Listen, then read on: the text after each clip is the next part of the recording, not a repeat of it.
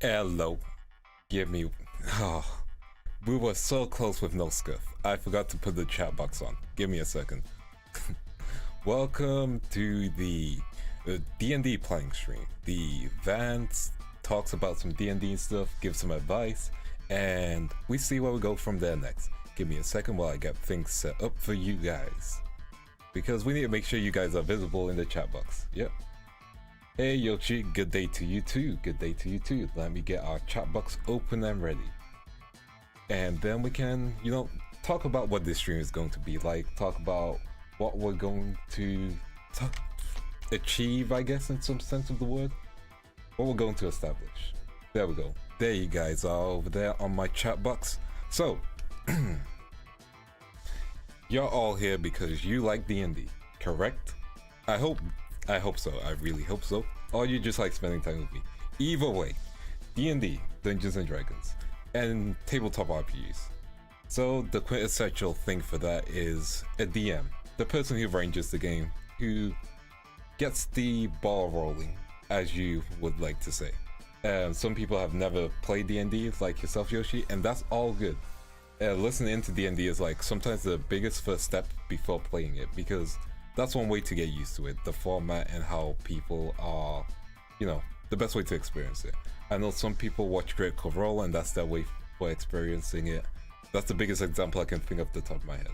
But there's gotta be someone who arranges the game, and that's the DM. And there are things I can tell about DMs because I've been a DM for a while. In fact, the reason why I was a DM is because a lot of the games that I wanted to get into or people had invited me to wouldn't happen, or they just get cancelled, So I was like, I'm tired of that. Let me be the DM. Let me arrange an event. Also, I have a bottle of water here. Make sure you guys are hydrated and we can get this all started. So, DM stands for Dungeon Master, as most of you know. And they're the storytellers. They're the one who gets the game rolling. And usually they're gonna follow a module or they'll homebrew a setting. And both are fine, but before you do any of that, you need to know what type of DM you are. And from my experience, and this can often change, this can be very flexible, I would say there's two types of DMs. And what I mean by that is there's a DM who's a narrator and there's a DM who's a storyteller. And you might go, hey Vance, those two things sound very similar, don't they? And I'm sure some of you guys are saying that now. Storytellers and narrators, what's the difference between them? They're kind of just the same thing in literature, and colloquially, yes, they're basically the same thing. However, I would say the key thing you gotta remember is not all words have the same meaning to a lot of people. So, storytellers are D&D, they're DMers who have a story in mind for you to follow.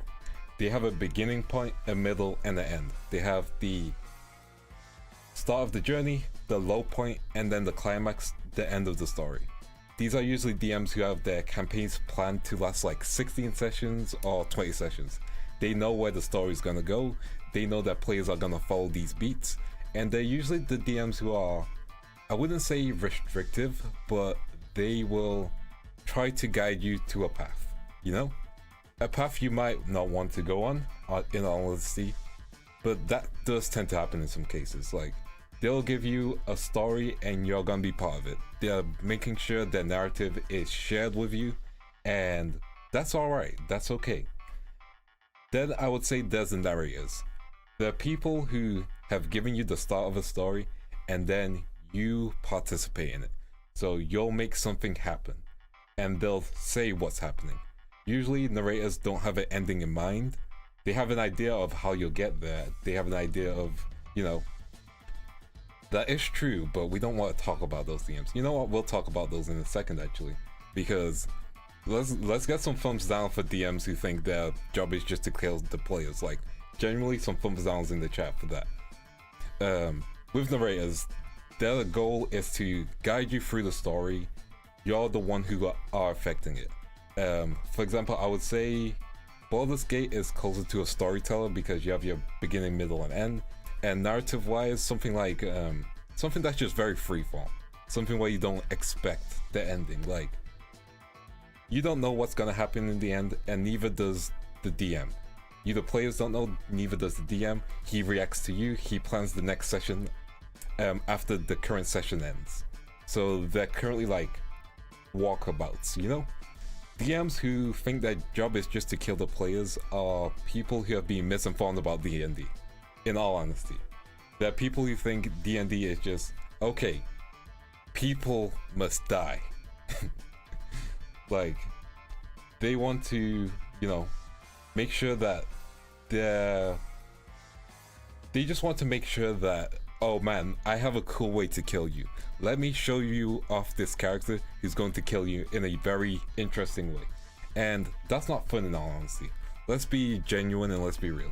Getting killed off just because your DM made some overpowered character doesn't sound fun, and it isn't fun. It isn't fun in TV shows, for example, when an overpowered character just comes in and stomps the main character, and you're just like, that wasn't fun. What was this main character training all this time for? Some writers know how to write it really well, and some writers know how to make sure the players feel, well, some writers know how to make the character feel like they've grown. However, if they just die, then you aren't letting your characters grow. You're just giving an end to their story. There are other DMs who want to make sure their story is told in the sense that, hey, I have this really cool story and I want to make sure you guys are there. They want the place to be a vehicle for that story, which isn't terrible in of itself. However, it's how you do it, you know? Like, do you make fun side quests in between it, or do you just railroad them straight to the story? And if you get railroaded onto a story, I would say that's not as fun, would you? Would you guys agree with that? Being forced on a narrative isn't as fun because D&D is... The key thing about D&D is it's improv. Like, you have the ability to improvise scenarios, you have the ability to make anything happen, in a sense.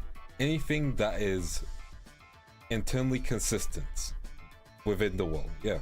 Railroading sucks, yeah. We can all agree on that. So, I would say those are my main two things.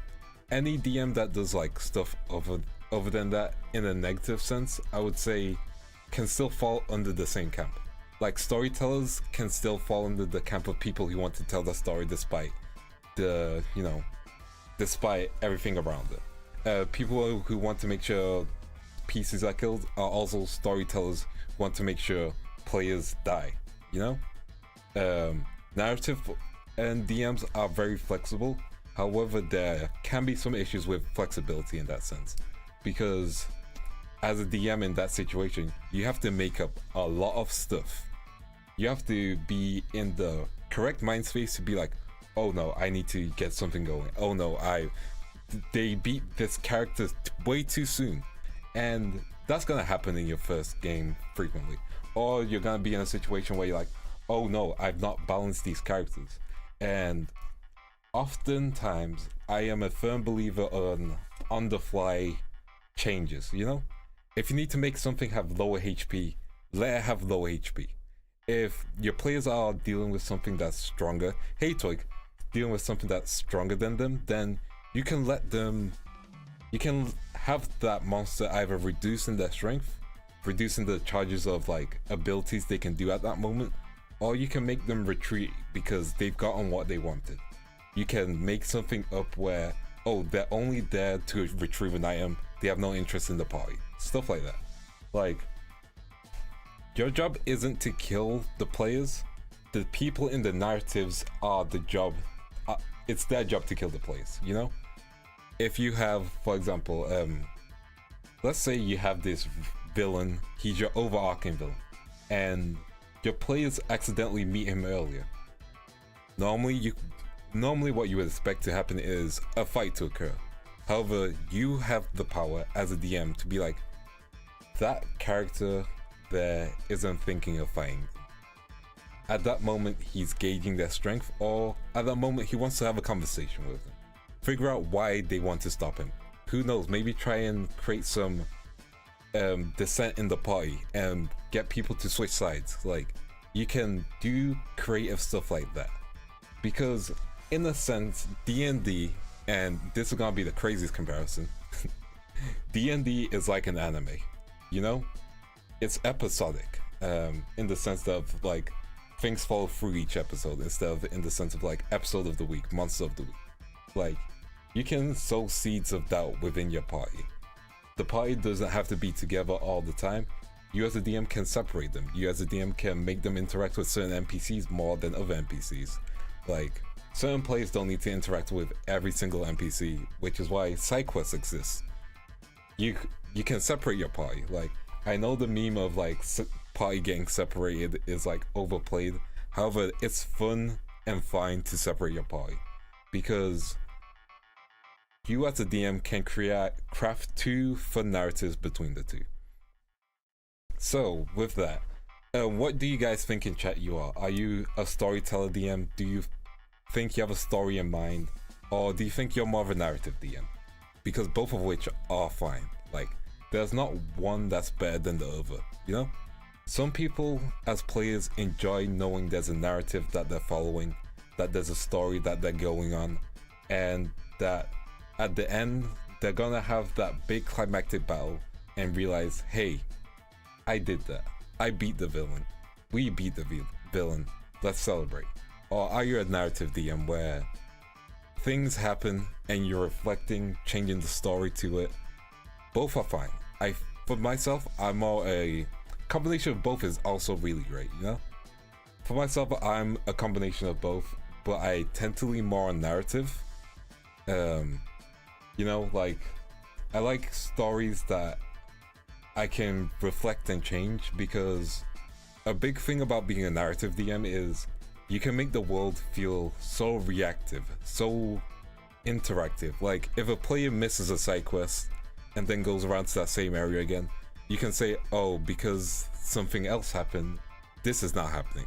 Oh, that person that would have given you the side quest is deceased now. And like, it can create a different mystery as long as the world is constantly going. Oh, you guys did a side quest? Well, you missed a chance to encounter the villain earlier, kind of thing. And it should never feel like you're punishing your player. It should feel like the world is constantly moving and growing, and players have to make decisions on what they would like to do, you know? I like to create a story that involves the player character's past. That is a great thing to include canister, because I think a lot of people don't want to. A lot of people think backstory doesn't engage with like the main story, and you can say that's correct to some degree. However, I think a backstory that engages with the main plot is much more fun and interesting, because it doesn't need to go all the way to the end. Like, people can have their character arcs in different paces. And say you have like a 100-session campaign, yeah? You have a character that's connected to the backstory, and that stuff is solved in the first 20 sessions. That means that character now, that play character, can help and form relationships with other play characters, and then help them build upon their own stories and stuff. Like, help them with their own backstories that are currently present in the future.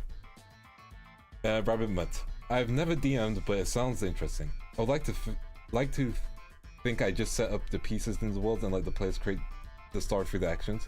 Yeah, that is kind of more narrative, which is completely fair. I will be having a world building stream, but that will be a stream with someone else. I'm not gonna say who the guest is, but they are very interested in world building, and we're gonna have different perspectives on that. But when it comes to narrative and storytelling, DMing can be difficult, and that's okay. That's fine.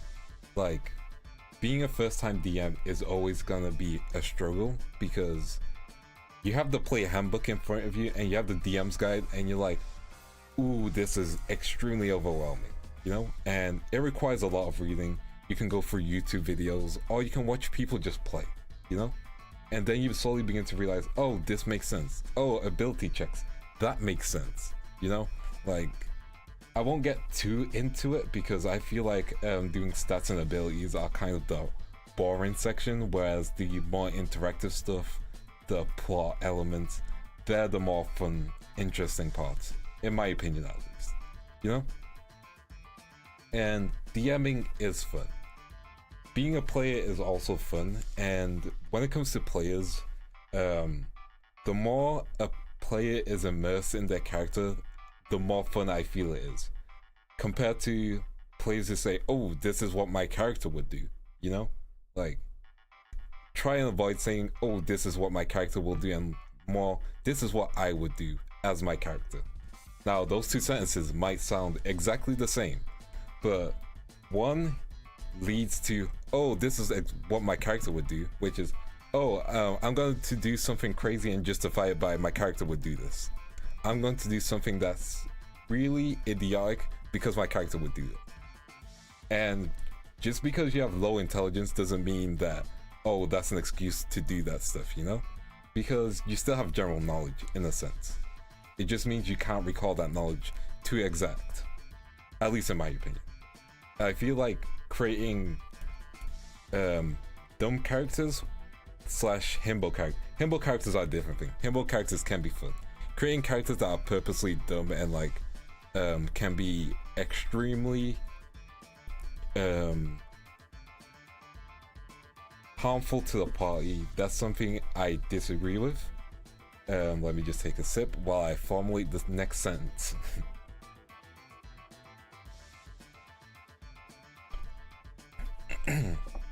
There we go. Elazian. Low intelligence for me means that you have common sense, but it's hard to learn specific knowledge or retain it. Remember it, I guess. I agree on that interpretation. Like, low intelligence shouldn't be a detriment in the sense of common sense. Like, your low intelligence shouldn't be making you think, oh, I can walk on lava because I have low intelligence. Oh, I can punch this door down because I have low intelligence. Like, common sense should not be removed, you know? Because if you're a party member at that point, your character is most likely going to be over the age of 20, which means they have had time to learn common sense.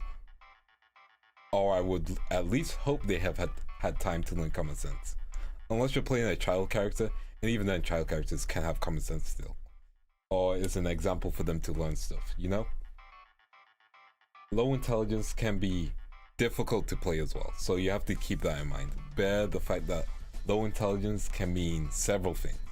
It can mean it's hard to retain knowledge. It can mean XYZ, you know? And that's okay. That is completely fine. But when it becomes detrimental to the party, then other players aren't having fun. And D&D is a team game. D&D is a group time together. And you're meant to be having fun as a group. Your DM shouldn't be there trying to kill you, be like, ooh boy, I have these enemies for you to fight, and you are going to love it, because fighting cool enemies can be fun. Fighting dangerous enemies can be fun, as long as there's a chance of winning, you know? If your death is caused by a super overpowered enemy, which the DM hasn't balanced at all, because he was like, oh man, it's really cool for you guys to see my new character with X armor, which is impervious to all elemental damage, and the Sun God Blade, which allows them to cleave at a 20-foot radius, 30-foot radius, like a pole arm. When stuff like that is getting added on, you will feel like, I see, we're just here to be victims to your amusement. We're just the side characters while your main character villain rolls up and kills everyone. And oh, don't worry, Ayato, it's all good, it's all good. Yeah, like, you don't want to be the person who's like taking away the fun for people. Hey Cry High, thank you. I'm happy to have reached this. Thank you all for your support. Anyway, yeah, you want to be able to be very reflective to your players. You want it to feel like a good experience. And when your players die, when your player characters die, your players should be going to you going, oh man, I love the story, and I, even though I died, even though we died, then we had fun still. As long as the key thing is we had fun, then it's great. Feeling you can't do anything is the worst as a D&D player, or nothing you do has an impact on what's happening, for sure. Exactly. Like, here's the thing. Even in our day-to-day lives, we have impact. Like, we could be liking a tweet, we could be saying hi to a streamer, we could be going outside and picking up something for someone. Like, every action has an impact. So when in a D&D game, your actions don't have impact, there's gonna be a dissonance with it. You're gonna be like, hold on, I did this side quest and nothing happened, I wasn't rewarded. Oh, I fought this battle and I wasn't able to do anything. What do you mean I wasn't able to do anything? Like, I had these stats and stuff, and then all you can say as a DM is, yeah, I didn't balance the encounter. I thought it was just a cool encounter to have, and that's not fun for anyone, you know? Like, there's a difference between danger and, well, danger and crazy. Let's go with that. Danger and crazy, you know? A dangerous situation is fun. It's, oh man, I can't believe we got out of that alive. Or, oh man, we may have lost one party member, but it's okay, we can still, you know, heal them. Or a few of our party went down, but we can bring them back. That's great, you know? Like, bro, the best thing is getting a 100 to 1000 outcome on the magical chart. Shit can be chaos. True. Like, fun chaos is great chaos, but when it's not in a fun way, when impact is taken away, then you're not enjoying yourself, you know? Like, you as a DM never want to feel you're in a situation where, like, you've taken away the fun from a situation, because your players have taken the time out of their day to have fun with you. They have taken their, you know, they've taken time to hang out with you, and you should be having fun. At the end of every session, you should be going, oh man, I can't believe we did that. I can't believe we went on a crazy adventure. And you should be saying as a DM, like, you guys did so great. Here's your XP, here's your bonuses, and I'm so glad you had fun. Like, at the end of a game, your players should be saying something like, oh, thanks for game, you know? Oh, thanks for the good time we had together. I'm never gonna forget this moment we had, you know? And I know that can be difficult because as a DM, you're like excited to show things off, or you're excited to provide them a challenge, and that's great, you know? But you got to balance out your excitement, and that can be difficult.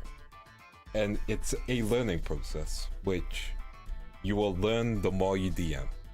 And the more you DM, the more you figure out what type of DM you are.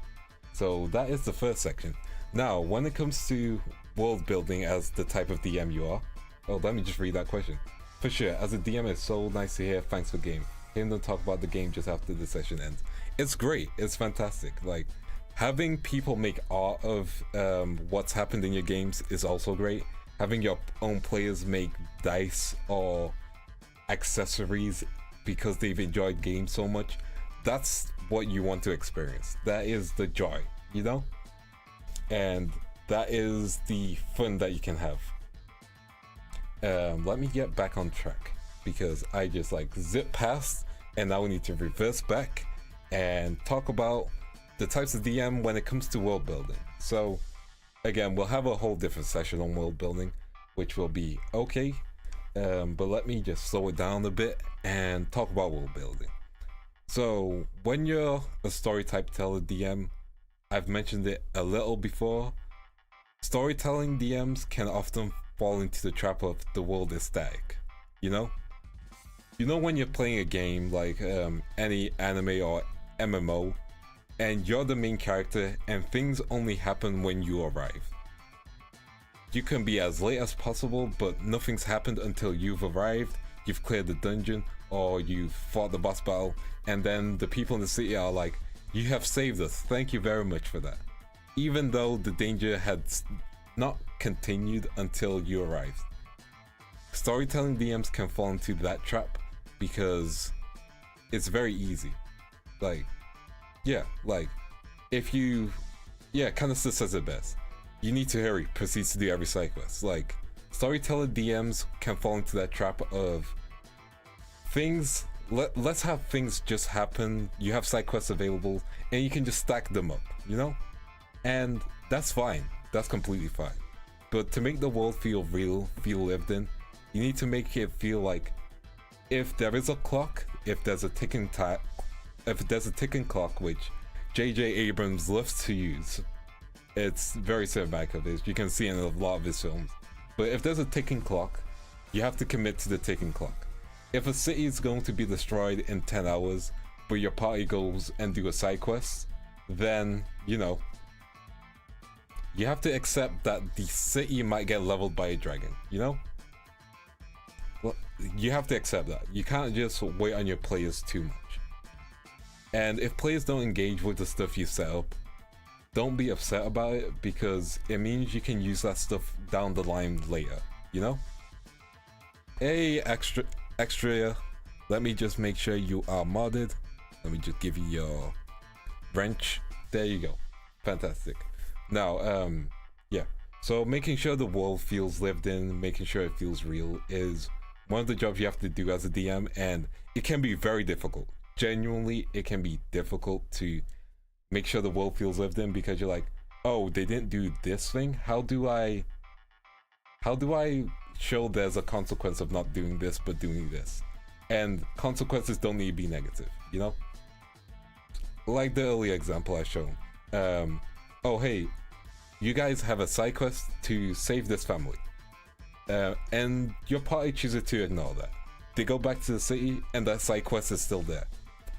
It shouldn't feel like they can just put off a side quest compared to, oh, you guys didn't do the side quest? Well, when you go back to that place, that house has been burnt down, or that person there is no longer there. There's a child there asking where their guardian is, where their parent is, and that makes the new side quest, you know? Like, you can level up your side quest, you can change it up. Things can feel dynamic constantly, and that's okay, that's alright, you know? A dynamic world feels more real. It's like, it's hard to explain, but like, you know when you're playing some games, and GTA is the biggest example of this. No, Saints Row, I would say. When you're playing Saints Row, all the NPCs can be doing random stuff. Like, just random stuff, so the world feels real. You can't do that as a DM, however you can make things change across time. Because time is something that you should keep an eye on, but like, it shouldn't be too heavily strict. Yeah. A charred pencil. So showing the world continues outside the player circle. Exactly. Your players might be the main character, but they're the main character of the story you're telling, not the story of the world. So the world will continue on. It also creates urgency, and it also creates stakes. For example, say your players were staying at this inn for like a couple days, they got to meet the NPCs, but they choose not to do the side quest, yeah. They leave, they go back to that town, and they realize, oh, one of the NPCs are missing. And a different NPC tells them he's a detective. Oh yeah, this serial killer that was in the city, well, he killed this NPC, and we've been able to catch him, but unfortunately they passed. Like, you're allowed to say side quests have passed, you know? One of my favorite side quests is actually in Cyberpunk 2077, so slight spoilers for this. There's a side quest that you can easily miss in the second act, where if you go outside to one of the apartments on the lower floors, you meet this guy who's stuck inside his apartment, and these two cops are outside knocking, trying to talk to him. They can eventually leave after a few hours, so you have to skip time. And then when you go inside, you can talk to that officer, who's a former officer who went through some stuff, and he's lost someone. I forgot the name of the person they lost, but he's lost someone. If you skip time again, yeah, and don't follow up on that quest, he ends up dying, and he ends up committing Sudoku, you know? Because of the stress in that situation.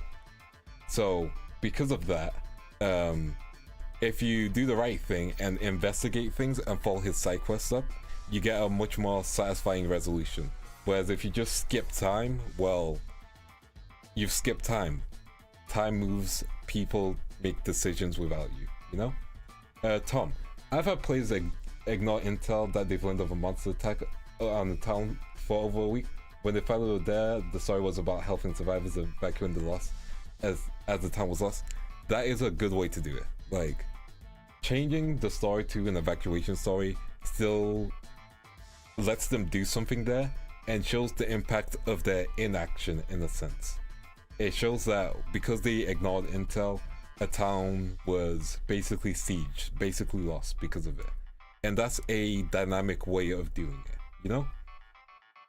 Again, that can be very difficult to write for both a narrative driven player and a story-based player.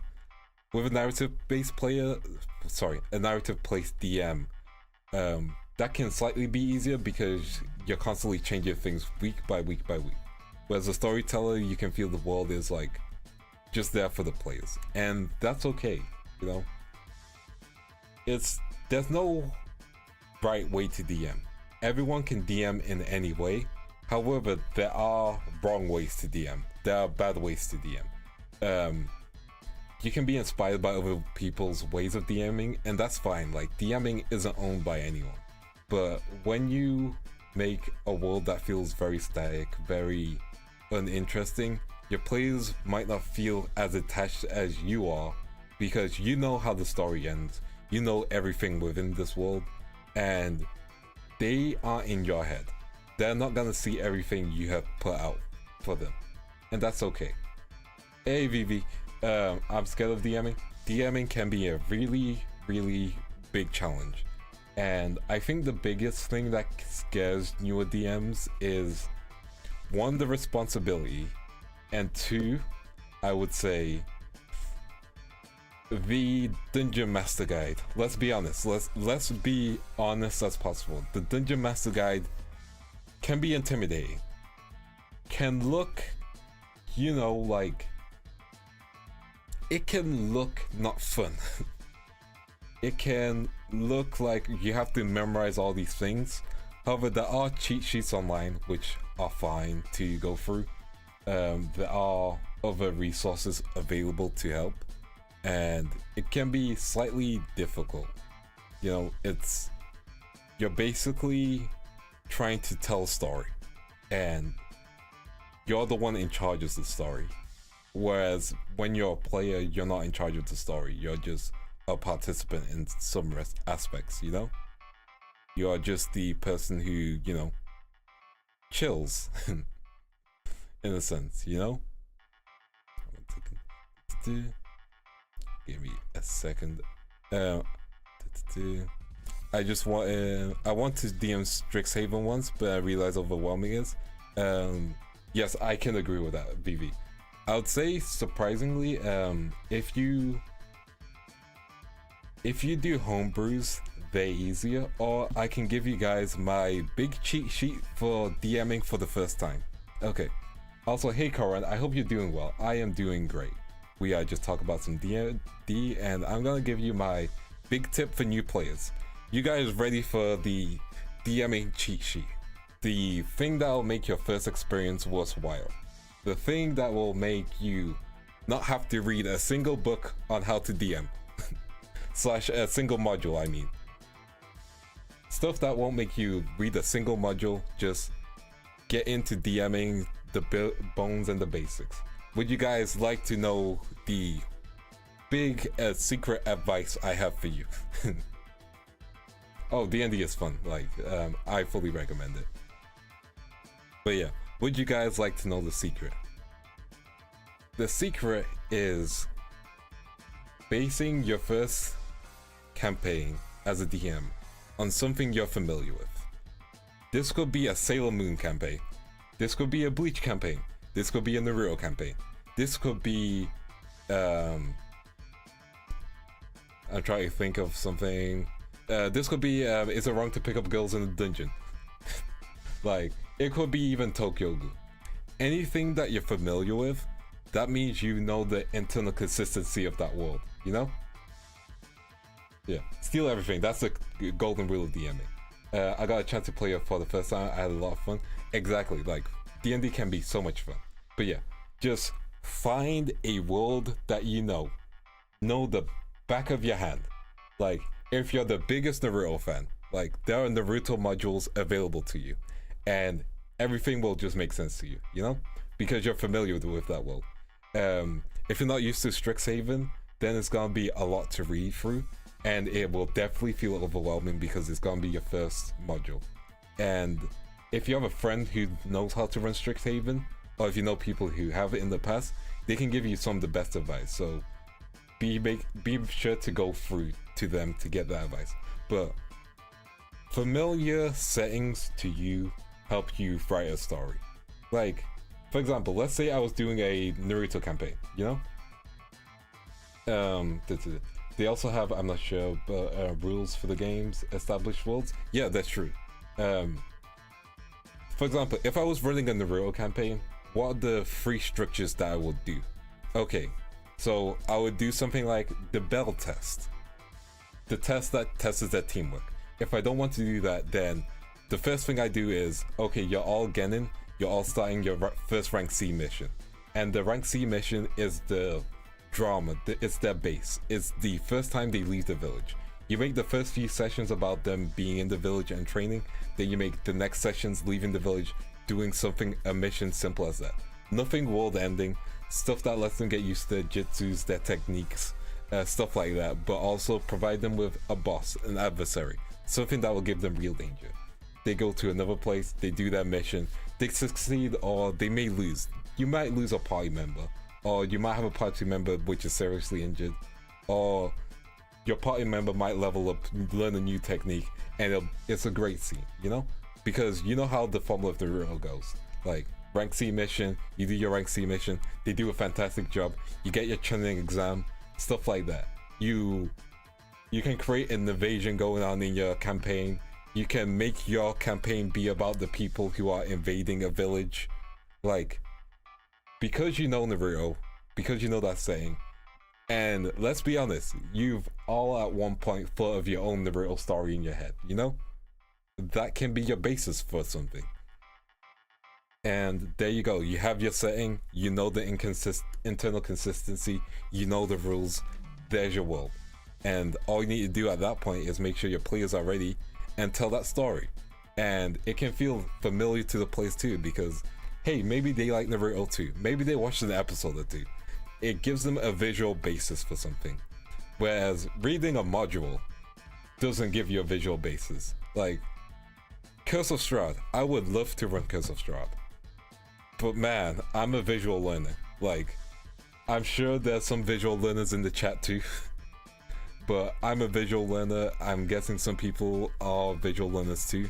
So you need a reference for something, you know? And so like, I'll watch other people's campaigns and be like, okay, this is what I want to change it as. For example, I had this idea of Curse of Strahd of, instead of Strahd being this really big villain, what if he's got untied? He feels like he's cursed the land of Bravovia, and he wants to finally just die. But he doesn't want to die in the way that, you know, he doesn't want to die where he takes his own life or stuff. He wants a worthy challenge, you know? He wants to meet the people that can take him down. And what you can do is you can have that version of Strahd, have a disguise, meet the characters, meet their motivations, understand them. Make Strahd feel like their friend. And then have the big reveal that Strahd he's Strahd, the person we're hanging out with. You know, John over there, you know, John Doe over there that you were hanging out with, that was Strahd. The guy who you had drinks with, Strahd. The guy you had a bar fight with, Strahd. The guy you rode horseback with, Strahd. You know? And it makes it more emotional when, you know, that reveal happens and Strahd can explain to them during the final dinner at their place that, yeah, I have honestly lived for so long and I have waited for worthy adversaries, which I believe are you. Now this won't be easy. So, before we begin our fight, let's have a meal together. As friends. And you can have them have a meal together. You can have some people feel distrustful of him. And, you know, you can basically make Strahd feel humanized. They can have their last meal. Then there's no surprises. It's just a party versus Strahd. And then when the final blow is hit, as the DM, you can describe, as you begin to slash your blade into Strahd's chest, and as the sunblade burns through inside of his body, you see Strahd smile, and he tells you, "Thank you for killing me," before he turns to ash. You know, it can be something like that, because at that point, people, when they refer back to your story, they can be like, "Man, the Curse of Strahd campaign we had was really, really fun, and the battle with Strahd, that really pulled on my heartstring," you know? Like, it hits. It's like, it's mostly anime cliches, let's be honest, but like, the way you do it always affects it. Like, because D&D can be so flexible, you know? Like, I've pitched you that setting, that's enjoyable, you know? One big piece of advice I will give you for new DMs, never run Tomb of Annihilation as your first game. Never. Never run Tomb of Annihilation as your first game with your first players. Just don't. Tomb of Annihilation is a campaign where people will always have new characters. And if you're doing that for the first time, either you'll hold back or you won't hold back at all. And not holding back at all is fine. However, you need to balance things because you'll have new players coming up every 5 sessions. Also, hey Anubis. Yeah, just full on recommend don't do Tomb of Annihilation for your first campaign. That's my pro tip. But yeah, always have fun with changing up stories. The module is a guide for how strong things are in my mind compared to, you know, a guide of how things should be. Also, I need to make you a mod. VV, there you go. There's your wrench. You the homie. Yeah, sorry, I just had to take a sip of water. Make sure you guys stay hydrated as well. But yeah, when you're creating your first story, and honestly, you could even create your original world, original setting. I'll give you an original setting that I had created / pitched, and this original campaign was called Welcome to the Kill, which was the name impending. So Welcome to the Kill is a setting where no one can fully die. People just get killed, but they instantly come back to life. So they're in this immortal world. However, there are special weapons which are referred to as Heaven's Gun, you know, and there's 6 of them. And basically, Heaven's Gun have the ability to actually fully kill people. They can basically make sure people get sent to heaven. So you're in this world where no one can die, and you've introduced 6 weapons where people can die. So you as the party will be looking for these 6 Heaven Guns, and then you'll be trying to collect them, trying to survive people using them, and basically sealing them away. Or you can use them to reintroduce death to the world. Stuff like that. Like, the Heaven's Gun are basically aspects of death, or like death incarnate, which was sealed away from the world into weapons which can instantly kill people, and because of that, people can live forever. So that was a setting that I created, made up. And the key thing, you guys want to know how I created this setting? You guys want to know the behind the scenes of this setting? I listened to a Guilty Gear song called 6 Black Heaven's Guns. That's it. That inspired me for this whole story, whole homebrew, where there's these 6 weapons which are called Heaven's Guns that can kill people in a world where no one dies, you know? Inspiration can hit you randomly. Elysian, I made a fantastic mistake and totally homebrewed stolen mix. the setting for my first campaign, and oh boy, was it hard for the session, even if I had 6 months of prep work. That is honestly fair. Like, homebrewing your first campaign can also be difficult, but it's when you create a fully original setting, that can be the biggest challenge, because internal consistency is a big thing, making sure like what level of tech is available to you, stuff like that. It wouldn't be useless. You would kill them for a moment, they'll come back in like 10-50 minutes, like they would evaporate, but they'll come back eventually. They'll basically be brought down to 1 HP unconscious mechanically, you know? That would be the mechanics of it basically, but that's the concept, you know. Heaven's Gun. There we go. But yeah, that was an original idea I had. Something I probably wouldn't do for like a while until I've built up my experience, built up my setting, my knowledge. Campaigns I have run in the past include a Digimon campaign, which I've done. My world building boils down to it changes before the PCs interact with it, honestly. That's completely fair. Such an interesting setting for new players, as they have to worry less about having to reroll on death. Yeah, it's completely fair. Unless they deal with a person who has a Heaven's Gun, in which case they are fully dead and no spell can bring them back. But yeah, let me just remember my train of thought. Yeah, so when my past campaigns included a Digimon campaign, which, oh boy, as a DM doing a Digimon campaign, voicing all the Digimon is difficult because I don't have range in my voice, and I had to, you know, oh yeah, just don't pick true res. Like, but yeah, a Digimon campaign for my so my proper first campaign was a, okay, I'm gonna say it.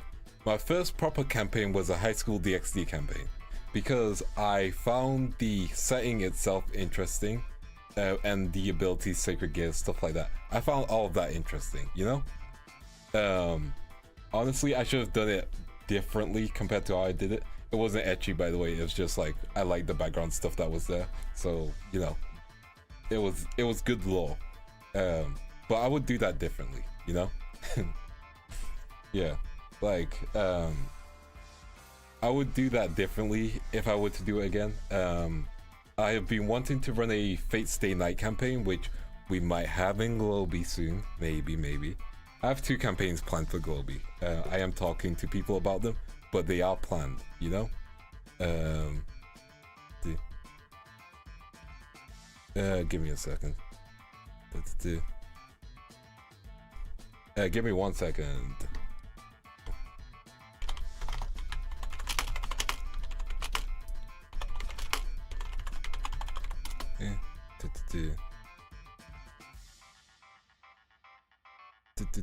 Give me 1 second.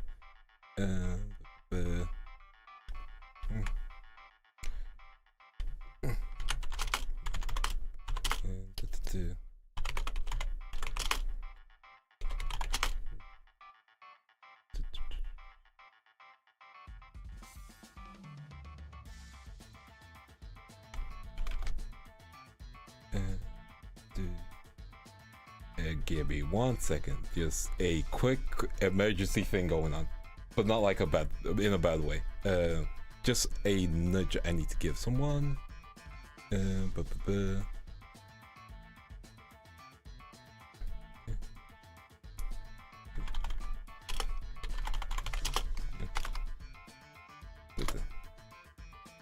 Cool. Okay, that's all. Okay, I am back. Do people die when they kill in a Fate campaign? They can. Yeah. Yeah. Yeah, the world building is definitely interesting in High School DxD. And High School DxD is a setting where you can have a bunch of fun with it. It doesn't need to be serious. It can just be a genuine good time because you're just high school students. And those are some of the craziest days. As for a Fate campaign, I have had so many ideas of running a Fate campaign, but I also know that you need attention to detail for a Fate campaign. Servants can't level up, but your players can. You need to make sure the players playing servants are aware of their role, because they're basically tethered / connected to another player, which some players might not like, and you need to find the right players to be servants. You also have to keep in mind a servant player is basically playing a pre-written character, you know? They're playing a character that has details on details already written about them, and so they have to make it their own in that sense. They have to change around the law, but they also are aware of how they acted. So, for example, if, say, for some reason one of your characters were playing, one of the people in your Fate campaign wanted to play Jack the Ripper, and I just realized the example I picked because there's 2 Jack the Rippers in Fate, and ignore those just for this metaphor. Say they wanted to play Jack the Ripper. You will have to make them either British to begin with, which is easy enough. You have to make them like dangerous, creepy. You have to make them the assassin's class, and you have to make sure your character is playing a creep who wants to kill women. And I think if someone suggested that to me as a DM, as a character they would like to play, I'll be like, are you sure? Because you know, that sounds very interesting to play, unique to play. Perhaps you should try a different character, because they have all this established law, and if you need to change it up, then you should change it up, you know, just a wee bit, sus, you know. Like, one thing I say as a DM is, don't say no. Say anything that means no without saying no. Like, if your player like, oh, can I do this spell in this way? Be like, roll me for that. If they're making a suggestion like that, go, could you change up your character a little to make it feel like they were either framed or, you know, they were killing people who were murderers, or, you know, if you want to be a villain, then sure, but if your master's a woman, then promise you won't try to kill her. Like, show redeeming traits, my guy. You know, like, do something interesting with it, or like pull a plot twist out where it's like, oh, Jack the Ripper, yeah, Jack the Ripper was a woman as well. Which I think is actually the thing in Fate. I know they're a kid. Fate is crazy. Anyway, that's a perfect example of things you need to build together as, you know, DM and player. You know, boundaries which players have. One thing I recommend, I'd say for stream games especially, make sure your players are either okay or not okay with romance. Like, if they're not okay with romance, don't even bother with it. I probably won't bother with it when I do stream games, because I know it can be weird to watch. Some people know how to do it really well. Some people know how to roleplay it to the max and make it feel like a tearjerker. But there are some DMs who are, you know, some DMs who take the romance too personal. Best line I found is, why would Edgy make Edgelord be part of the party, and then when they can't explain how you would steer them back to reality? That is true. Like, your players need to be able to justify their existence in the party, you know? And edgy characters are fine to have, as long as they interact with the party. Like, if you have an edgy character or you're playing an edgy character, let them interact with the party, because you don't need to be edgy all the time. Like, you can have hidden depth, you can have hidden layers, and you can play an assassin without being, oh, you want to know my tragic backstory? Like, you could just play an assassin who's like, oh, I just like killing people. Like, honestly. The pay is good, you know? You could be that type of assassin. Like, you could be standing in a corner just, So, why are you an assassin? Health insurance, honestly. Or, the economy's very tough, you know. So I picked a job, I had the skills, I was very good at it, and now I hunt. Now I do quests, stuff like that, you know. Like, you don't need to make your assassin edgy, even though like it's in the name assassin, you know. It could be the most regular plain looking dude, like some dude named Bob who's like wearing a how's the best way to describe it? Some dude named Bob wearing a cooking apron, and he's like, oh yeah, I just like cooking and assassinating people, you know. The sweet release of dopamine being reason for assassin. I need to remember this. Exactly. Like, you can make assassin be fun, yeah? Like, it doesn't need to be, so my parents died and then I was taken into a camp of people who trained me in several martial arts, and then they also died.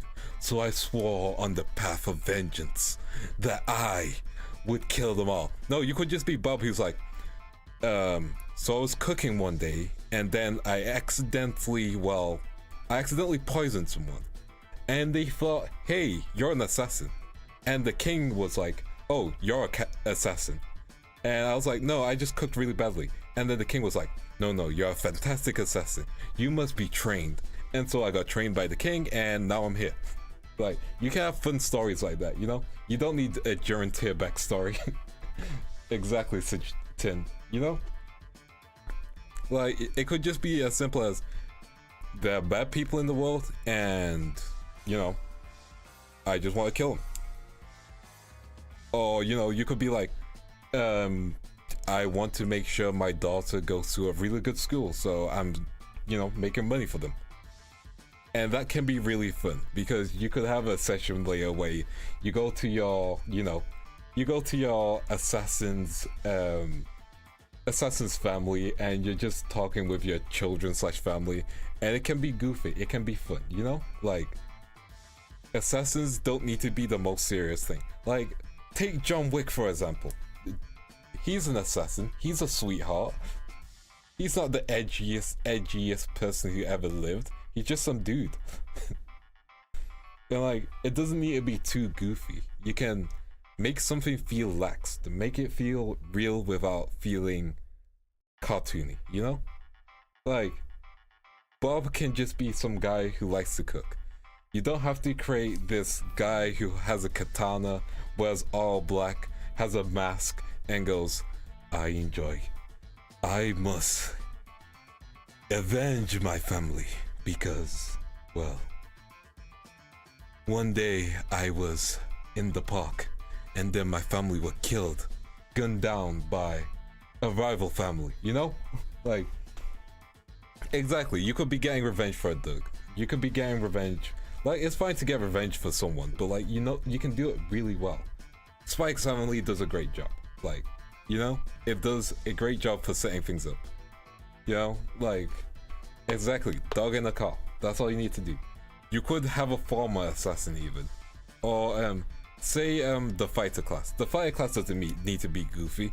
You could be a fighter who's just could be something as simple. I was in a street fight and then I punched the guy really hard and I was like, yeah, I can make this a career.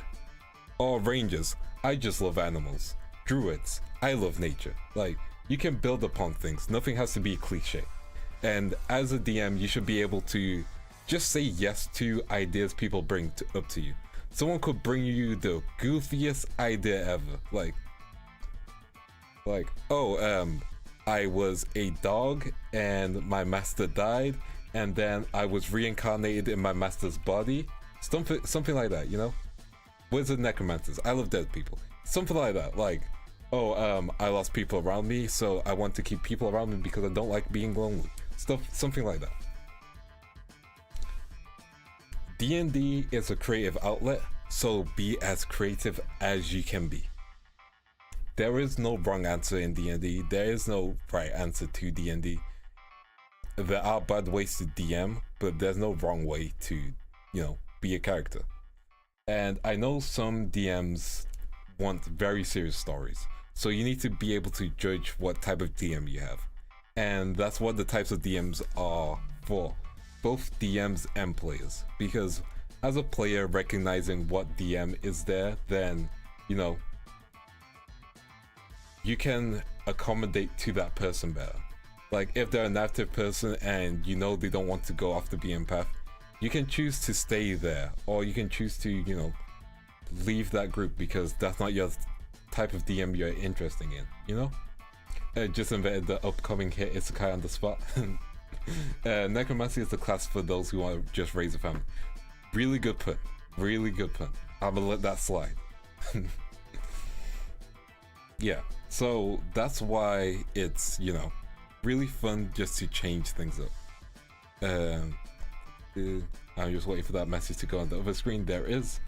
I once had a character named Mario who was a barbarian, just wanted to start a pizzeria, who would go into rages about bad pizza and competitors. See, that's fun. And as long as the world that is there lets you have fun with it, then it's good. Then it's fantastic. It always depends on the world and what is being told in that world, you know? You can have fun. You can relax, take a moment to breathe, and just have the chaos around you fill up your soul, you know? I will say when it comes to narrative and story-based DMs, both of them will let you have moments with other players, but I do know some DMs want to be in that moment, or some DMs don't want to just have sessions where you guys are just talking to each other non-stop, because of that, the story isn't progressing. And I myself am a DM who enjoys watching play interaction. I like the crazy things people will say to each other, which can be really fun to watch, you know? Oh, someone's drilling downstairs. I'm pretty sure you can't hear the drilling though, so we're fine. Sorry, just needed to hydrate. Hi, Pastel. Let me just hydrate for a second. We'll go to 2 questions that I got from the Marshmallow. If you guys want to add any questions to Marshmallow, let me just get you the link to it, and I will read the questions out live. If you do have any additional questions, stuff like that, any complaints, any, you know, anything really. Let me just get this sent in my chat. There's probably a better way to do this, but you know, I am not a professional and I never claim to be. Let me get that sorted. There we go. And then yeah, you can send marshmallows there, or you can just, you know, write it in the chat, either or. And you can even write marshmallows for like future sessions. So let's go over the 3 marshmallows that I got. 3 or 2. I believe it's actually 2 now. Okay, so the first question I got, and I think this one's kind of relevant. So here we go. First question. Say you've homebrewed a new weapon, new piece of armor, with that you thought was a really cool additional ability. Then it turns out to be way above power level. Are you the type of DM who reworks the item, takes it away, destroys it somehow, or throws in more crazy items and increases the powers of monsters to compensate?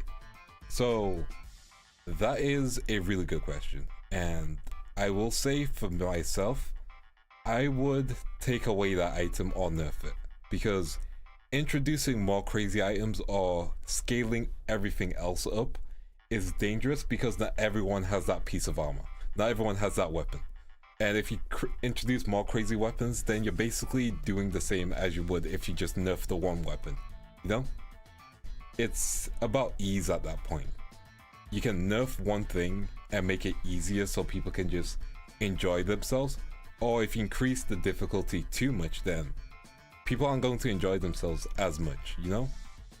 At least in my opinion. And you as a DM also might not enjoy yourself because you're having to rework basically every encounter, every weapon, everything afterwards. Because once you've introduced this weapon, what's the point of someone getting a different weapon? What's the point of someone trying out different armor? You've created the best thing in the game, you know? It's overpowered, it's dangerous, no one needs to change anything, you know? So that's my take on that question. If you guys have any takes in chats, let me know. So that is the first question. The second question is much more difficult for me.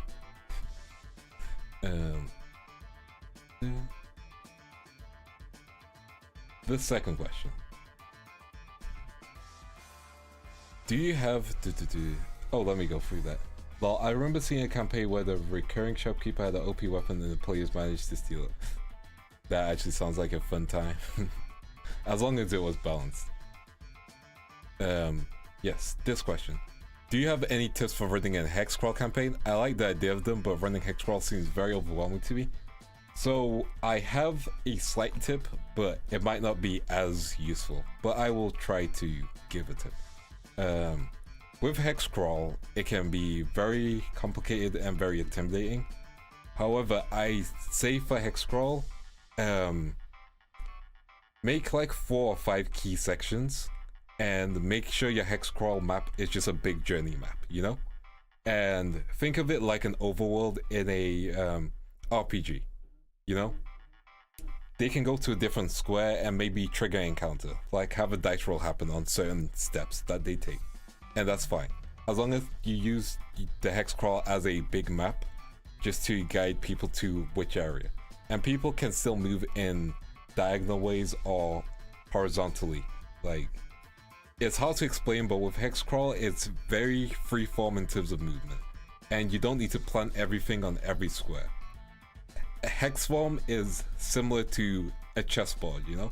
Except for instead of moving several pieces, you just have one piece that you're moving one step at a time. And the way you're moving them can be in any way as long as the players are directing it in that way. So that is my input on it. Hopefully it was helpful. It might not have been the best advice, but picture it as a chessboard and just try and find areas to plant things on as a DM. There we go. Those are our 2 questions. Any questions in chat? Oh, we got another one. Okay. Thank you for that. Let me just add that to the screen. Save images. There we go. Let's get this next question on screen. So, next question. Any memorable campaigns or favorite encounters you have as a DM? So, I would say, okay. It's hard to be a favorite, pick a favorite, because there's so many of them that I love. I think one of my favorites was a campaign I co-DM'd with a really good friend of mine, and we were able to, after each session, bounce off each other with like ideas and stuff, because we're co-DMing. Like, she created the world and I would DM this scenario, you know? And I was able to, you know, help out bring her world to life, and that was great. Another series or event that I really liked was I ran a campaign called Neef, which was a misspelling on near. I spelled near as Neef for some reason, and it became a running gag with my friends. And within the campaign, one of the big rules of it was players can just do whatever they want, and characters were very gimmicky. We had a deck of many things which would change random things that would happen, and the key thing of that campaign was just to have fun, no matter how crazy it is. Any scenario can be explored. That campaign ended in a TPK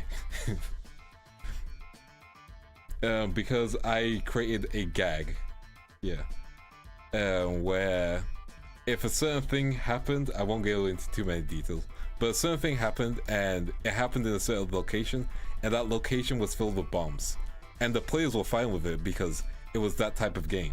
It was goofy, it was fun, and they were kind of happy that it went out like that, you know?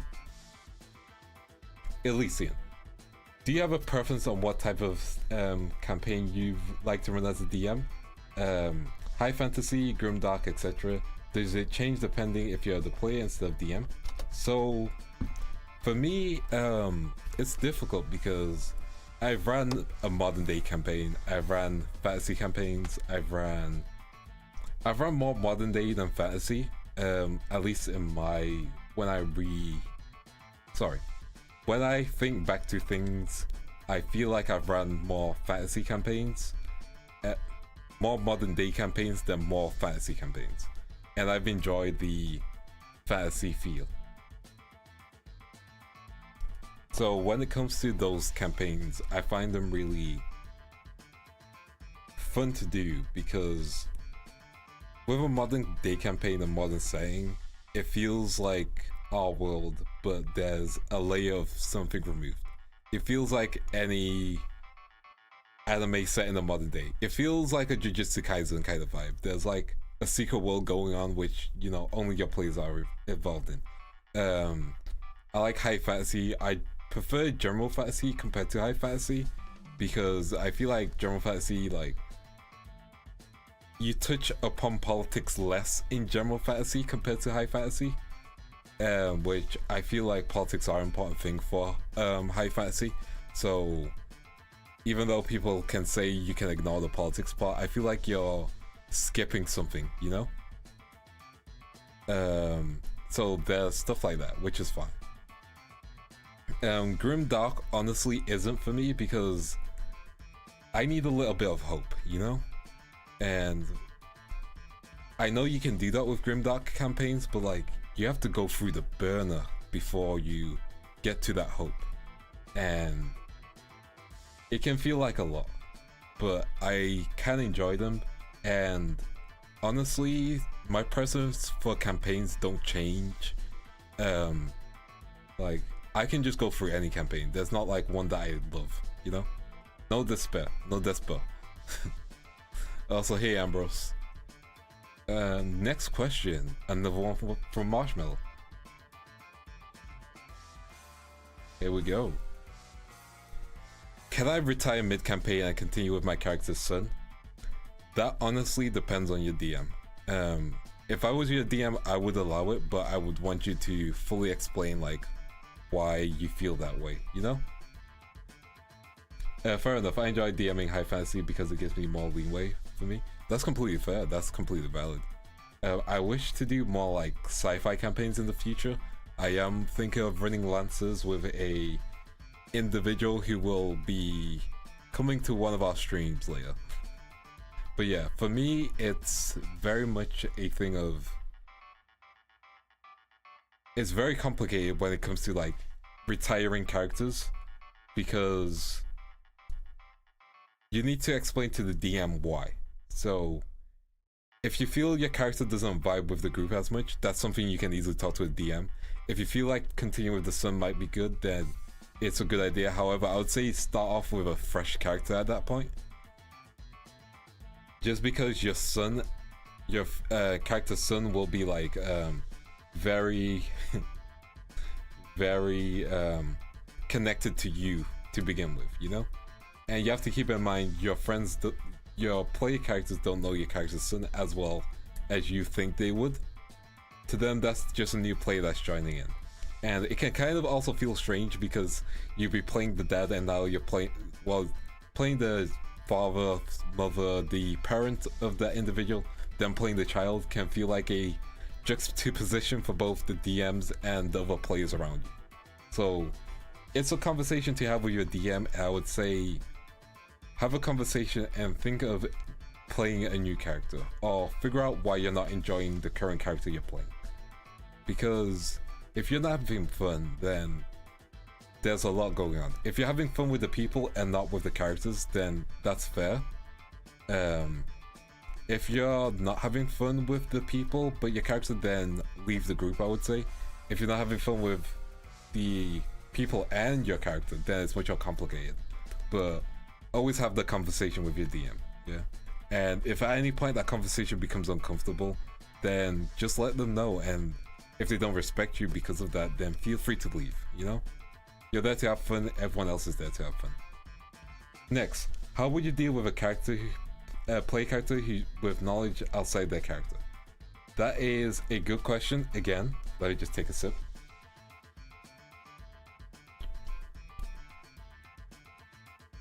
that is one where you need to talk to them and say, you need to kind of talk to them and say, hey, your character wouldn't know this, or give them like a boink in game. Just be like, your character doesn't know that, you know? If it's an easy thing just to tell them and be like, your character doesn't know that, stop. Like, it doesn't mean they're a bad player, it can just mean they're over enthusiastic. It just means they're over enthusiastic in some cases and they want to like be a good player, which means they'll sometimes read the DM handbook or the DM's guide. They might read the monster manual, stuff like that, you know? Like, hey, that's inconsistent writing. Stuff like that. Like, talk to your player and be like, hey, only say things in terms of your character. And sometimes your player just might not know what is internal to that character. And sometimes you just need to go with them over a few things and be like, this is what your character knows, this is the extent of their knowledge, stuff like that. If you're having a player who's like, oh, you know, I think I would know this exactly, I know how much health this is, give them a very, very bad surprise, you know? Like, have them have a moment where they think they've, you know, killed the enemy and be like, no, that's not the health they have. And if they're like, but it says it in the handbook, then just be like, I'm not using the handbook. You know? Like, flip their world upside down. But yeah, just give them the little nudge, give them the little talk, and it should be fine. And if they keep on doing that stuff and it's frustrating to yourself and all the other players, feel free to, well, unfortunately kick them from the group, because using meta knowledge isn't helpful. Because it can really slow down a game or make it less fun. Next question. Does the dungeon master pick the roles the team has? For example, do they choose if you're a monk or not? No. So you can have a party filled with monks, you can have a party filled with anything. It's up to the players themselves together to think on what think on what roles they have. Like, you as the dungeon master just tells them, oh, what roles are available to them, and you can let them know what someone else has picked already. If someone wants to play a monk, they can play a monk. If someone wants to, you know, someone wants to play paladin, they can play a paladin.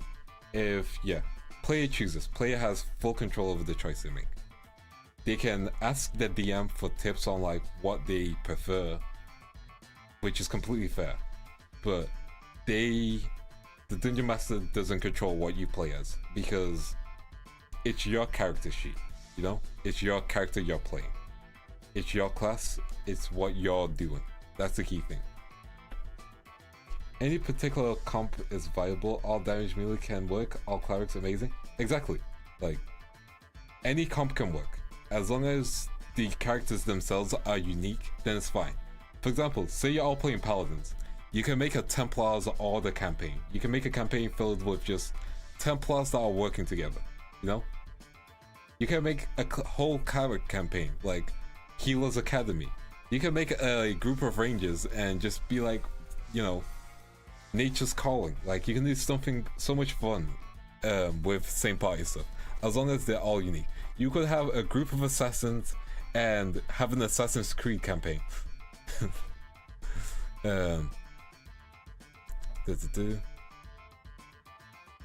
Next question. I will get to that as well. Let me just delete that. What's your favorite class to play? I would say Paladin. Paladin or Assassin. Give me a second. Give me a second. I got some messages coming through.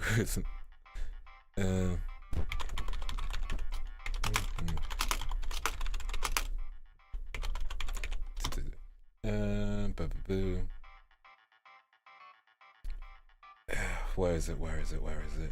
Yeah, there it is. Let me just save this. But yeah, I enjoy paladins, I enjoy assassins. They're like the fun classes for me.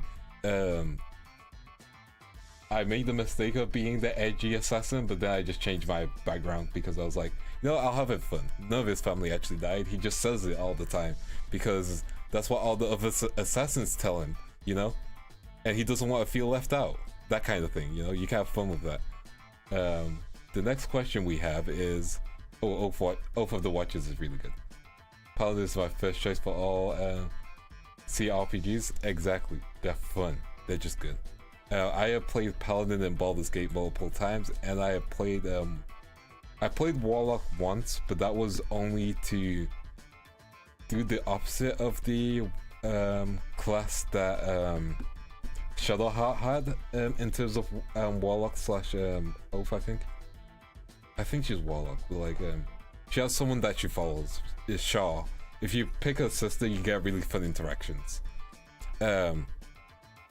Next question, and this is a very important one. Am I allowed to punch the DM if I disagree with them? No. Violence is not the solution unless it's in-game. But yeah, don't bother punching. Yeah, don't bother punching like the DM. Don't bother, you know. Yeah, just don't bother. Yeah. I don't have a favorite monster. Honestly, like, I find them all unique, you know? Like, they all have different things I like. But yeah, yeah. If you disagree with a DM, have a conversation. Like, always try and talk with someone, especially your DM. And if your DM doesn't get you, just leave. Like, you have the right to leave, and they have the right to kick you. Like, you don't need to be in a situation where you feel uncomfortable at all. You know? You can chill, have a good time, vibe, without having to worry about, hey, I need to, you know, like, oh, sorry. I need to be focused on XYZ. Hello, Emma, M. Daika? Yeah, M. Daika. Thank you for joining the stream. I am just going and talking over some DMing stuff. Yeah, World 22 settle things. Do you have any preferred systems besides D&D? Besides 5e/5th edition, I do enjoy the Japanese system which is used, which is 2d6. This is a system you'll see familiar. I forgot the actual name for it, but it's something you'll see frequently. For example, the Goblin Slayer book uses 2d6. Konosuba book uses 2d6. It's kind of like a... I wouldn't say it's a simple system. It's complicated in some regards, but in other regards it's very freeing, you know? It's basically their version of 5th edition, which is just used all the time. And I find that really fun. I have had some homebrew systems, and I have played some homebrew systems as well. And homebrew systems can be fun. Swordwood, I think, it might be that. But yeah, it's complicated, the relationship I have with DMing. It's a really good fun time, and very enjoyable, you know? Give me 1 second more messages to respond to.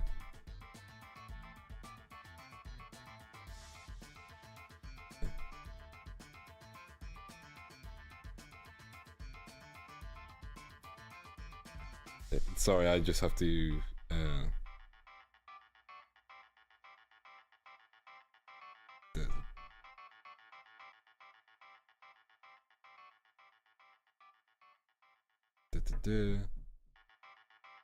Give me 1 second. I have a bunch of messages to go through.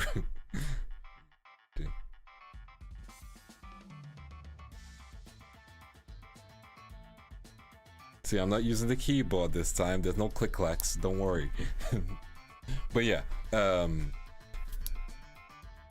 any additional questions? Any future topics you want to explore? Any, like, I don't know, just anything you guys want to, like, just kind of like side tangent on? Because I have been wanted to do this as like a weekly thing, which will be really nice. I like the click clack. Honestly, I need a new keyboard. Like, I need to like save money. Sorry, off topic, but I think you like big challenges. It's a Sanrio character. Okay, let me check.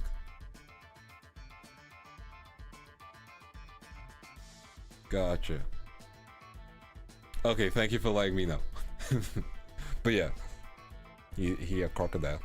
But yeah, do you like to run modules or homebrew campaigns? I like to homebrew a lot.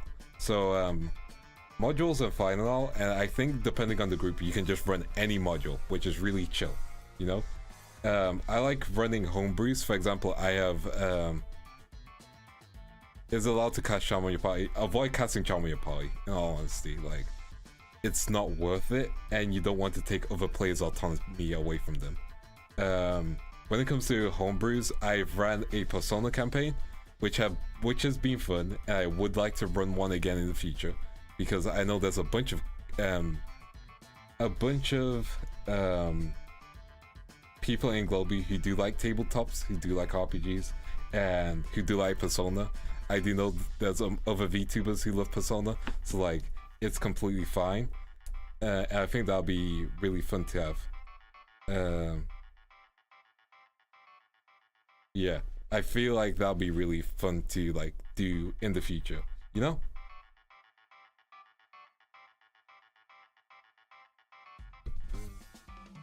Yes, it'll be definitely fun to do in the future. And Steam is looking into different types of tabletop RPG system.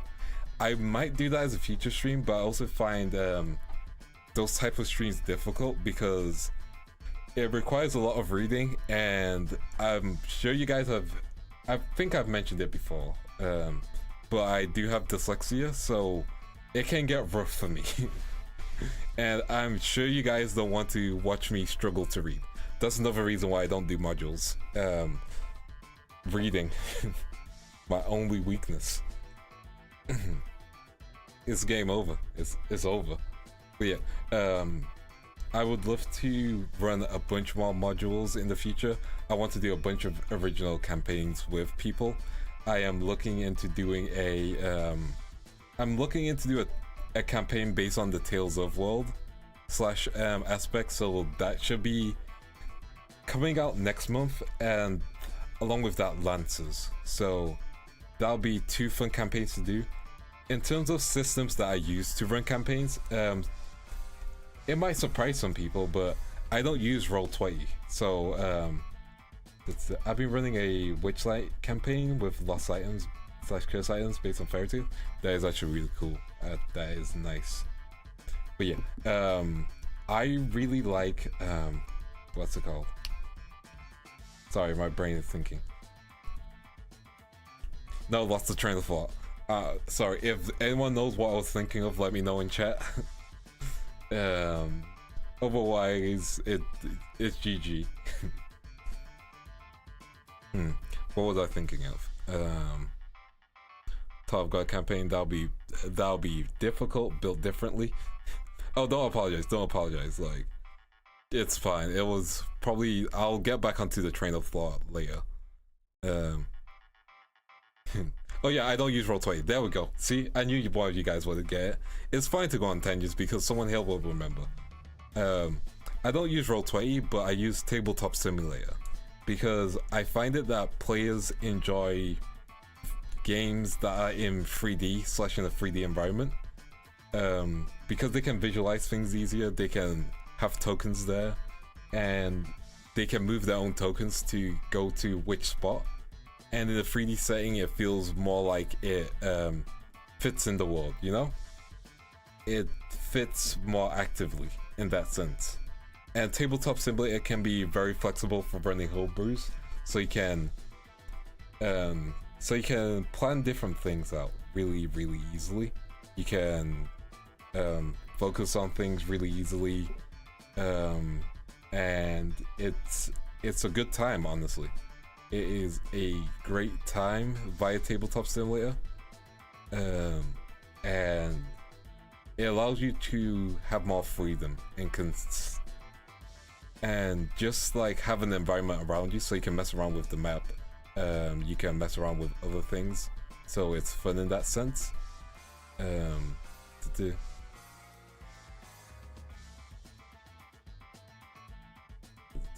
Give me a second.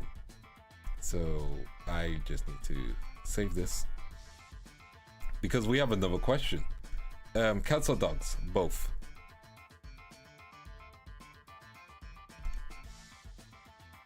I like cat girls and I like dog girls. I'm sure that was a question. Oh, if you mean actual cats and dogs, both. The next question is, other than Strahd that you mentioned, are there any other settings you would love to run? Are there other settings you'd love to run in game but haven't had the chance? Do you create 3D maps using Tabletop Simulator? No, I still stick to 2D ones just because it can. It doesn't need to be too overly active. The only 3D thing is their tokens, which is nice to have because it gives more of a homely feel. / it feels like you're playing on a table with your friends a bit more. But yeah, as for other settings I would love to run, I know Vivi would love to hear this. Strixhaven, possibly. I would love to run a Mutants and Masterminds because I do like superhero based campaigns. What else is there? Tomb of Annihilation, maybe. It's a big maybe on Tomb of Annihilation. Waterdeep is like an easy but good one. And I do want to try one of the Baldur's Gates ones because they do have modules. However, they only have the one where you're like in Avernus / Hell. So that sounds like a big challenge to do. And everything being on fire all the time doesn't seem as fun. Although I might be wrong on that description, you know?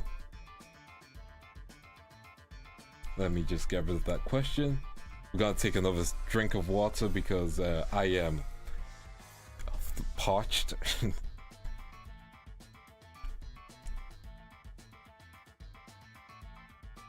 I've run Mutants and Masterminds to 2nd edition 2 years back. It was super fun but complicated. I can imagine. I can definitely imagine. That module is a mess too. Oh damn, it is? Wow. That's good to know at least. So I could probably do my own original Baldur's Gate thing. Like, wouldn't be too difficult. At least you won't be cold if everything's on fire. True. True. But also, it's fantasy cold, so usually it doesn't affect players. Hopefully. Oh yeah. Sorry, I'm a little bit tired, but we keep going, you know? Because the party don't stop until we say it stops. Which it's gonna stop in like 26 minutes. How do you feel about summons being able to attack? It's alright. Like, it's never something that I complain about, honestly, because if something with you has an additional action, then you're allowed to have that additional action. If you as a DM gave the player the ability to summon things, then you just have to balance things out for additional party member, you know? True, a lot of modules can be a mess, but as long as you're having fun with them and altering them in ways you want to, then you're good, you know? Like, there's a lot that can be done to any module, and it can be very flexible, you know? It can be very, very fun to do. Very fun to mess around with, very fun to change around, and very interesting to make things happen with, you know? It's a good sign, you know? It's a great sign to say, hey, I can do XYZ, you know? In the best way possible. And let's check if there's any more marshmallows. No additional marshmallows, but yeah. Things to expect in the future. Again, the campaign I'm going to be running with Globie members, that's gonna be hype, fun to do, and I'm hoping to do that next month. Hoping to do Lancers next month as well. Twig is going to be our guest for D&D Planning next session. I'm gonna make sure to pick up a topic, and it's just gonna be more of a bounce back kind of podcast kind of thing, because I want to do different quests and different guests each week. We'll probably have a proper set later on. For now, it's just gonna be my same background, the same old BGM, stuff like that. We also will have the names are difficult to pronounce. Actually, with me on Tuesday, where we'll have another steel session, but it'll be like it'll be her doing vocals, singing, me doing rapping, and we'll just be working on a beat together, just like having fun, throwing it, passing it back with each other, and it's just gonna be a chill good time. Yes. But yeah, I am very excited to run the campaign, and I want it to be a consistent campaign because I know how rough it can be in a sense for DMing and scheduling. But like, luckily we're all in the same time zone. Most of us are in the same time zone, and hopefully I don't mess up their schedules. Just because I do think D&D will be fun with them. And I know everyone has some interest in D&D, so that makes it something good and fun to look forward to, you know? Yes. Any additional questions before we begin to send you to Alicia's chat? Because we're gonna try and get some more questions in. Hey Shim, how are you doing? We just went over a lot of stuff. You probably were here all the way through, honestly. Possibly. Yeah. It can be scheduled the biggest True.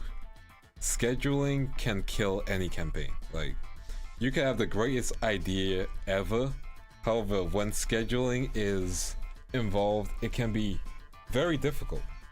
Especially just like making it a consistent campaign. It's why you'll see a lot of people do one-shots instead, which is completely fair and respectable. However, I don't want to do a one-shot because I don't think a one-shot would be satisfying for the story I would like to tell, you know? Like, I wouldn't want it just to end like that. And I'm sure you guys wouldn't like it just to end like that, you know? You guys want to hear the full story, the full narrative, watch them get to the end or experience their ending, stuff like that, you know? Like, watch them be able to do so many amazing, wonderful things, at least. At least that's my perspective on things, you know? And it's fair. Yes. So yeah, that is a lot that I've talked about. And yeah, so let's recap. What type of DM are you? Would you say you're the storyteller, or would you say you're the narrative? The narrator. Do you have a story to begin and end with, or do you just let your players go through the story and narrate things, you know? Do you work on what they do frequently and bounce back off them? Are you really active in that sense, or are you more passive because you have a world ready for them to explore and a story to tell? There are so many complications and so many complicated things within the world of DMing, but I hope you guys listening to this will feel like DMing isn't such a truly difficult endeavor, that you can do it. It just takes a bit of time, takes a bit of practice, and there's several resources available to you. And while guides can be helpful in some hands, they can be harmful in others, you know? Let me just take another drink. I wasn't meant to narrate an ending, but yeah. But yeah, that is D&D, you know? It's a fun, comfy, good time. And I am glad you guys will hopefully explore explore and try DMing out, you know? Exactly. DMing is hard, but it can be very rewarding. That's what I will definitely agree with. And I'm glad it's been helpful. I have so many people I want to DM for. I want to DM for Gen 1, Gen 2, maybe in a mix. I want to DM for... I would like to DM for... Give me a second. there's just a lot of people I would like to DM for. I'd love to DM for a bunch of indies. I would love to run Strixhavens for BV.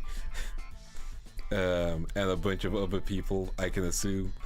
There's just a lot that I want to run and have fun with, you know? And I think that'll be really good because it's such a fun world, you know? And when you have players that are really engaging with you, that are really there for your plot, that are there for your story, then you can have the most fun, you know? DM for Matt Mercer. I cannot DM for Matt Mercer. I'm gonna be real. Like, I love the man. Yeah, great dude. I wanted to meet him at one point. I did have an autographing session, but I went to get someone else for autographs. But I was like, Matt Mercer, I should have got an autograph from him. And he's a super nice dude. The funny thing is, I don't watch Critical Role. I've just seen a few clips of Critical Role. And I think because of that, my DMing is more, I would say, outside the box. You know, it's very unusual, unorthodox in some sense. You know, because when I was DMing, I just DM'd for the sake of DMing. I didn't have a guide available to me. I was just like, okay, I'm going to run a campaign because I want to hang out with friends. You know, I'm going to homebrew my own system. And we're gonna have a good time. And it was an interesting time, but I did end up canceling that campaign so I could retry again. And that's the key thing. Retrying again and again is one of the greatest things to do, you know? Like, don't let a failure of DMing be the last time you DM. Be willing to try again because maybe the next time will be even better, you know? The next time will be the time where everything just connects, everything just works, and it just has its, you know, brainwave moment. Also, side note, let's talk about puzzles real quick because we need to talk about puzzles. Puzzles are good, but puzzles should not have one way to solve them. And this leads back to the type of DM, narrative or, I'm sorry, I hit my mic. Narrative or storytellers. Because a storyteller will usually have one way a puzzle can be solved, and narrative, you have tens of thousands of ways it can be solved. Because the players solve it in any creative way. Like, maybe they solve the puzzle by just punching the puzzle, you know? One solution for any type of puzzle is the least type of fun you can have. Because if your players don't get it, they will just be frustrated. And you don't want to make your players frustrated, you know? You want to make sure your players are having fun, having a good time, having a wonderful time, and just chilling and getting stuff sorted out, you know? They're having a good time and not worrying about, okay, how do I solve this puzzle? How is this mystery going to get resolved, you know? Yeah, like, you create something so complicated, and then if you don't let them roll intelligence or everyone rolls low, then you can't proceed to the next part, you know? A puzzle shouldn't be something that blocks your players from progressing. It should be an addition, like a side quest, like a section to another room where they might get a valuable item. Nothing too dramatic, nothing too crazy, you know? Nothing that makes them have to basically go back there another day. Or where you have to completely change the DC, you know? Once you start your, when you start your state of flow, it's so rewarding and so fun and so rewarding. True, exactly. Like, once you're in the mindset of DMing, once you're in the flow, once you're just in the mindset, and when you have your DMing voice as well, like, for example, when I DM, my voice is very much still the same, but very, so, you want to roll initiative, go ahead, and you roll a 12. That is willing to give you X amount of knowledge, stuff like that. You know, when you start DMing, you'll get your DMing voice, you get your storytelling voice, you get your narration voice, you know? it's not gonna be your natural voice. It's not gonna be the same, because when surprises happen, you'll leave your DMing voice and be like, oh, you know, like surprises are fun both for players and DMs. So always be willing to be surprised. Your players do something unorthodox, let them do something unorthodox, you know?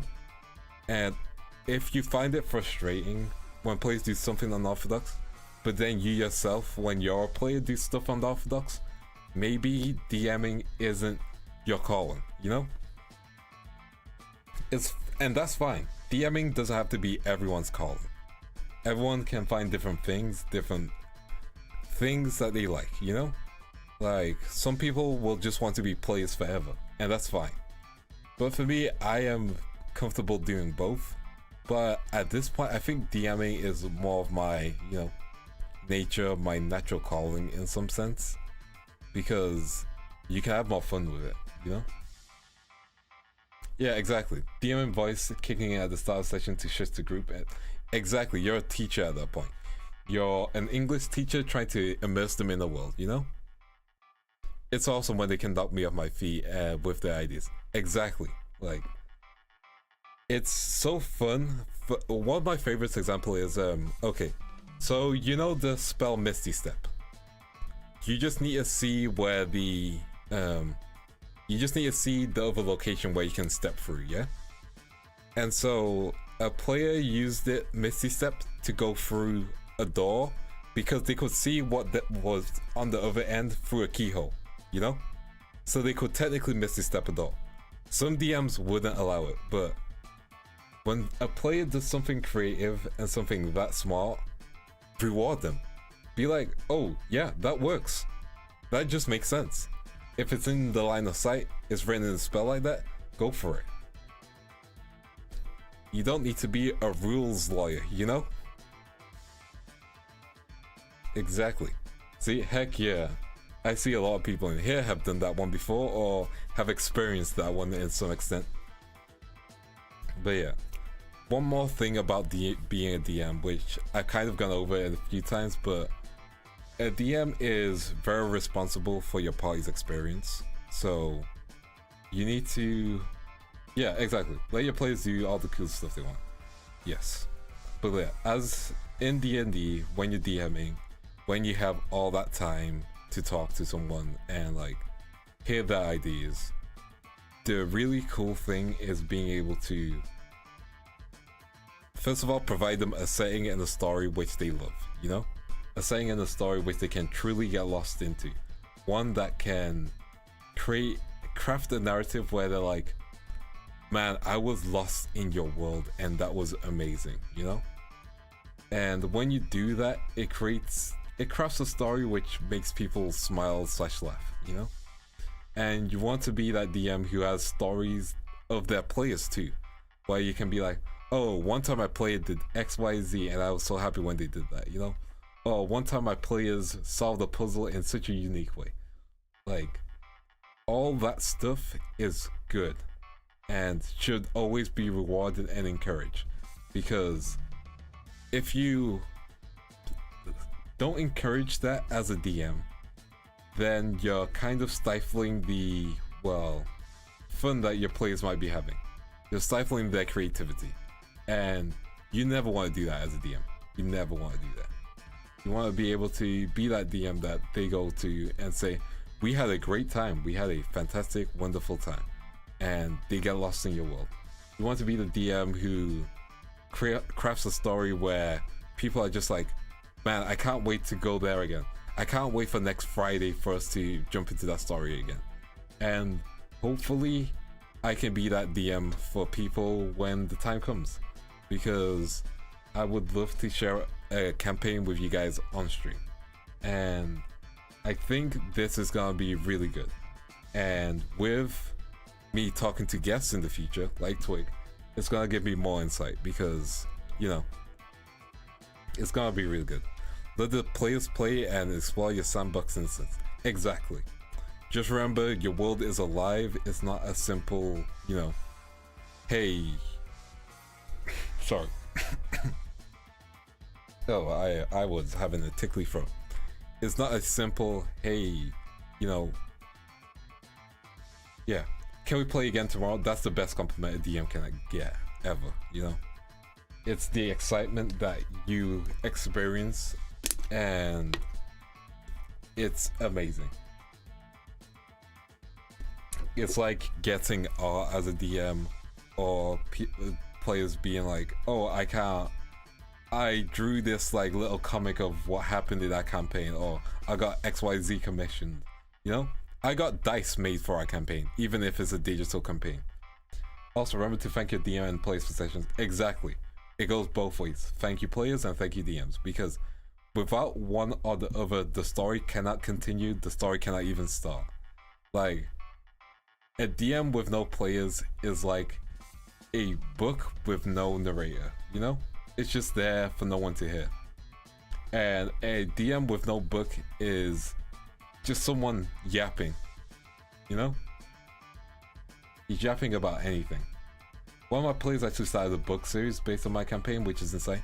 That is one of the biggest compliments there, because it means your campaign is available to be a story for people to read through, you know? And that's amazing. Like, you know, like, that's just like really, really good. And yeah, so one more time for what's going to be happening later on. So we have Alicia's debut, which I'm gonna be raiding you guys into her waiting room, so that's gonna be fun. Because I hit 1K, which thank you guys again.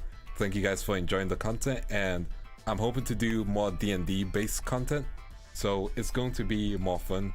We're gonna still have our studio sessions, we're gonna have a good time, and we're gonna do it in the time slot which you guys have voted for on the channel. So 7 o'clock is gonna be like 2-3 hours, so that's gonna be great. And yeah, we've hit 1K, we can do some raids, and I just want to say thank you guys for your support. Thank you everyone in Globie, my senpais included. And yeah, it's just yeah, thank you my cousins, thank you my Globie fam, and we've hit 1K. Let's, you know, 99K more to go before we get that plaque, so that'll be fun. Although I really don't need a plaque. I just like hanging out. I just like having fun. So yeah, plan is I'm gonna make a proper schedule, but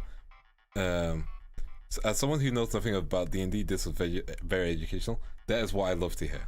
So heck yeah, I hope this convinced you to give more D&D type talks a go, and I really appreciate that. Hey, but yeah, the plan is to next week we're gonna have some chill streams in between it, some gaming streams. I'm gonna have Apex with Junakane, and we're gonna find the other person as well, so that'll be fun. He's the boy, I want to hang out with him more, so we're gonna be doing that. I'm going to be having a music collab with names are difficult to pronounce. X3, wonderful singer, wonderful talented, crazy talented singer. We're gonna go through a beat. She's gonna be doing the singing, I'm gonna be doing the rapping. It's gonna be a fun collab where we just bounce off each other and just have a good time and not worry about anything. And then we are going to have this D&D session with Twig as the guest star, and I'm not sure what to call that session, but it's probably gonna be something like you know, what class do you prefer, you know? I would have loved to join stream, but I'm actually playing D&D right now. Listen, that's just actually perfect and funny, so heck yeah. And never apologize for not being able to join my stream. Like, the VOD is always available. You guys don't owe anything to me. I should be thanking you guys for just taking the time to watch the stream, you know? Like, you guys are great. So I'm glad you enjoy the content, and I hope I can continue to put out good content like this as frequently as possible, you know? And I wish you'd look in your D&D section, Chim, and anyone else who's having D&D as soon as possible. Yeah. Yes, so we have 3 collabs that are gonna be happening next week. They're gonna be very much talky collabs, so it's gonna be super chill, a super good time with a bunch of people that I want to get to know better. We're still gonna have our D&D talk. We're still gonna have our anime 3x3, and I am seriously thinking of dropping the racing anime because, man, that one is disappointing is a weak word, so we will replace it with something good. So yeah, that's gonna be fun. It might be something I change to doing with someone else.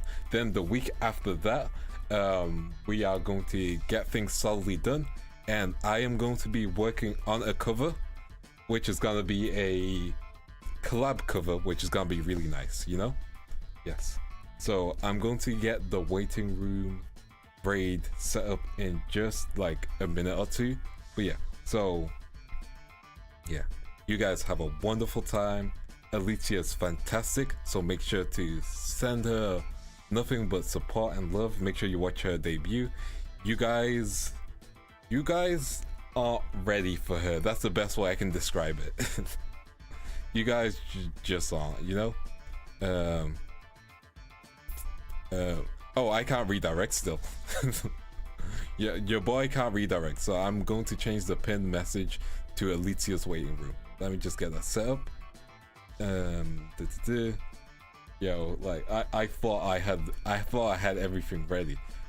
I guess I'll reach 1K and then I'll get all the good stuff. Oh, thank you for the subscribe. I don't get everyone's names through. That was Nazula64. Thank you very much. I don't know if you're in the chat.